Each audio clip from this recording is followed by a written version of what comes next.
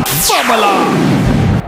Paumanhin po, ang nilalaman ng video na ito ay walang bahid ng pang-aalipusta sa kapwa at hindi ginawa upang suwayin ang ibang doktrina at paniniwala, kundi ang pagnanais lamang na tuklasin at ibahagi ang mga bagay na may kinalaman sa pananampalataya at pagpalaganap ng salita ng Panginoon sa paraan ng malayang pamamahayag. Magandang araw po sa lahat ng ating mga tagapanood, maging sa mga kapatid nating nasa ibang reliyon. Ako po ay nagpapasalamat sa inyong pagtitiwala at patuloy na pagsuporta sa programang Kwento at Babala. Sa video na ito, tatalakayin natin ang kasinungalingan ng mga born again Christian tungkol sa kanilang paratang na muli ang Iglesia Katolika Romana ay kapag ikaw ay nananatili sa simbahang ito, ay nananatili din na ikaw ay makasalanan.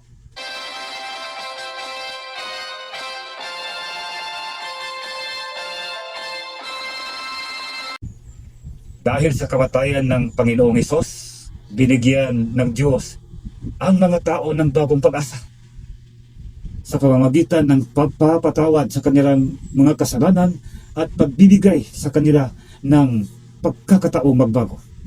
Ang pamamaraan na ginamit ng Diyos ay katulad na kung paano gumaling ang isang taong nakaranas ng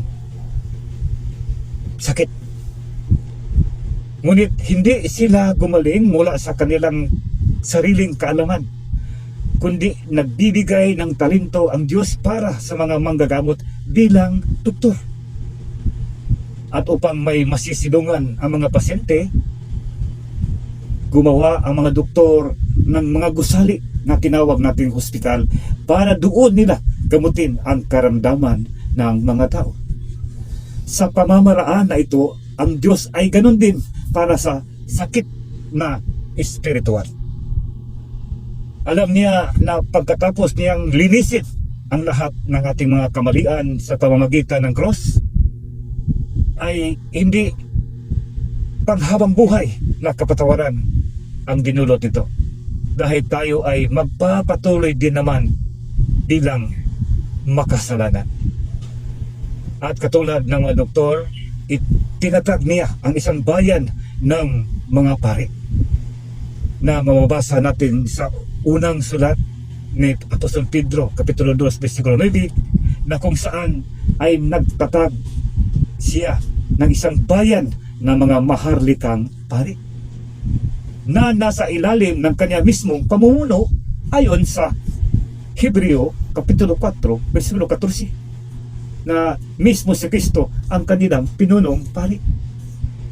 At katulad ng hospital, ginawa ang mga pari o gumawa ang mga pari ng gusali na tinawag na simbahan upang doon rin gamutin ang espiritual na karamdaman ng mga tao. Ngunit sa pamamaraan na ito ay maraming nagre-react, lalo na ang mga kapatid natin na mga born again Christian. Dahil ayon sa mga pastor, hindi umano mga pari ng Katoliko ang ginamit ng Diyos bilang mga doktor ng espiritual. Ayon sa kanila, walang pari na nagiging instrumento ng pagbabago ng isang tao. Bagkus kanilang sinabi o kanilang tinismoni na kaya umano sila lumabas mula sa simbahang Katoliko dahil walang pagbabago ang kanilang buhay sa pamumuno ng mga pari.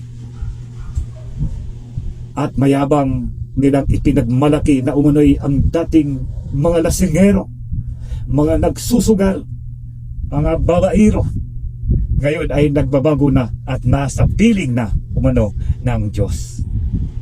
Dagdag pa nila, mas mainam na lumabas mula sa simbahang Katoliko upang mapalayo sa mga bisyo. Kaya marami ding nahahawa na mga individual na nagnanais magbago sa kanilang sarili sa pamamagitan ng pagbitiw sa paniniwalang Katoliko. Sa video na ito, naglalaan tayo ng dalawang katanungan. Kung ano po ba ang idudulot na kabutihan para sa isang tao pag ito'y umalis sa paniniwalang Katoliko at nagpunta sa ibang denominasyon. na umano'y naisipan nilang mag-born again Christian o pumasok na lang sa ibang simbahan upang ipapakita sa Diyos ang kanilang pagbabago. Subalit, mahalagang tandaan, mga kapatid, na hindi sinasabi ng Diyos sa Biblia na kung sakaling ang isang tao na magnanais na magbabago sa kanyang sarili ay kailangang iiwan niya ang kanyang simbahan at lumipat ng ibang reliyon. Sa aklat ng Hebreo, Kapitulo 10, versikulo 39, ganito ang sinabi: ngunit tayo'y hindi sa mga nagsisibalik sa kapahamakan, kundi doon sa mga may pananampalataya sa ikaliligtas sa kaluluwa. Ang talatang ito ay nagpapahiwatig na ang tunay na mga mananampalataya ay hindi tumalikod sa kanilang pananampalataya, kundi patuloy na sumampalataya para sa kaligtasan. Alam ng lahat na marami pa rin ang nananatili sa Iglesia Katolika, na kahit ang bilang ng mga protestante sa buong mundo ay ipagbuklod-buklod, hindi pa rin ito nakakalahati sa bilang ng nanatiling Katoliko. Lumipas ang maraming siglo mula nang si Martin Luther ay lumabas sa pagiging Katoliko, at mula noon umabot na ng 40 o 45,000 ang mga naitatag ng mga ibang reliyon sa labas na Iglesia Katolika. Ngunit hindi pa rin nauubos ang Katoliko. Ano kaya ang mga bagay na mayroon ang Iglesia Katolika na wala sa ibang denominasyon? Ibig sabihin, mas marami ang nakakaalam na mas mainam pa rin ang mananatiling Katoliko kaysa lumipat ng ibang reliyon. Dahil ayon sa mga nagsasaliksik ng maigi, wala pa rin reliyon na makakatumbas sa mga biyaya na matanggap mo pag nanatili kang sa Iglesia Katolika. At yan ay nagkakita ng mga taong, yan ay natutunan ng mga taong may sapat na kaalaman tungkol sa simbahang Katoliko. At narito ang dalawang tanong na napakahirap bigyan ng paliwanag. Unang tanong: ang pag-alis ba ng isang tao sa Iglesia Katolika ay ang makakaahon sa kanya mula sa pagkakasala? May nakakapapatunay na ba na ang paglabas sa Iglesia Katolika ay nagpawalang sala sa isang tao? Si Martin Luther ba ay nagiging banal noong panahon na siya ay lumabas sa simbahang Katoliko? May mababasa ka bang libro na nagpapatunay o kasaysayan na nagpapatunay na kahit isang protestante ay naging banal noong iniwan nila ang Katoliko? Totoo bang sinabi ng Biblia na dapat iwanan mo ang iyong nakagisnang paniwala para mapalapit ka sa Diyos? Paano kung ito ay taliwas sa ipinamahayag ng Biblia? Sa aklat ng Roma, Kapitulo 14, versikulo 22, ito ang nakasulat: ang pananampalataya mo na nasa sayo ay ingatan mo ang iyong sarili sa harap ng Diyos. Ang pananampalataya na binanggit sa talatang ito ay tiyak na hindi paniniwalang protestante, dahil sa panahon na yun ay wala pang ibang reliyon. Kaya malinaw na ang pananampalataya na sinabi ng Biblia na dapat ingatan sa harap ng Diyos ay ang paniniwala na itinatag ni Kristo sa mga apostol. At ano po ba ang sinabi ng Biblia na sa oras na lumabas ang isang tao sa simbahan na tatag ni Kristo sa Jerusalem noong 33 AD, ayon sa Lucas Kapitulo 15, versikulo 11 hanggang 32, ito ang kwento ni Kristo tungkol sa isang anak na lumabas at nagpapalayo mula sa kanyang tahanan. At ang sinabi ni Kristo, ang anak na ito ay nag-aksaya lamang sa kanyang mana. Sinasayang lamang niya ang dapat niyang masusunod na mga mana mula sa kanyang ama. Malinaw na ang pag-alis sa simbahang tatag ng Panginoong Hesukristo ay hindi totoong nakapagbabago ng pagkamakasalanan ng isang tao, kundi ito ay nangangahulugan na paglayo niya sa mga bagay na nais niyang manahin mula sa Panginoong Diyos. Ang pangalawang tanong, kung tayo ay mananatili sa Iglesia Katolika Romana, paano naman po baguhin ng pagkakatoliko ang ating buhay? Alam niyo, ang reliyong Katoliko ay may malaking potensyal na baguhin ang isang tao sa maraming paraan.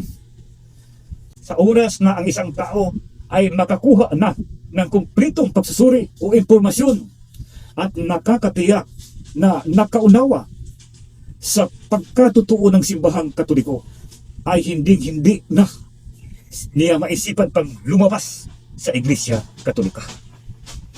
Bagkus ito ay magiging isang kalasag proteksyon niya upang dipinsahan ang kanyang paniniwalang Katoliko. Katulad nila Brother Paul Alima, na dating saksi ni Jehovah, si Brother Noah, na dating pastor ng Bonakid, at marami pa na gumawa ng sariling pagsasaliksik at tumiwalag mula sa kanilang reliyon na ayon sa kanila ay nabubuo lamang dahil sa sariling pangangailangan. Dahil ang pagbabago ay hindi makukuha sa paglipat ng ibang reliyon, kundi ito ay nag-uumpisa sa iyong isip. Yan ay wastong pagbabago.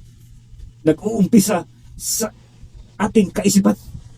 Hindi yung nag-umpisa doon nang lumipat tayo ng paniniwala. Yan ay nakasulat sa aklat ng Roma, Kapitulo 12, versikulo 2, na sinabi na huwag kayong makiayon sa takbo ng mundong ito.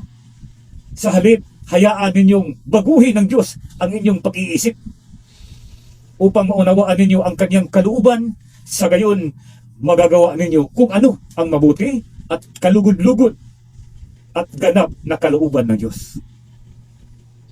Kaya, isang pagsisinungaling ang pagsasabi na kapag mananatili tayong Katoliko ay mananatili din tayong hindi magbabago. At paano po ba babaguhin ng simbahan Katoliko ang isang tao?